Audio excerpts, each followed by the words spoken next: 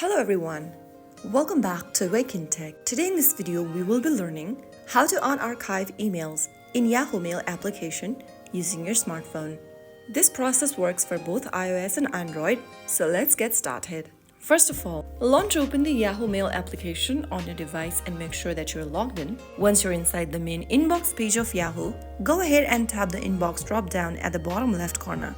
You will be able to see archive folder in it. Tap on it. If you want to unarchive the emails in the archive folder, all you need to do is to press and hold on the email and click on select message. After you select this specific email, go to the bottom of the screen and tap on move. Now, select where you want to move the email to. To unarchive it, click on inbox.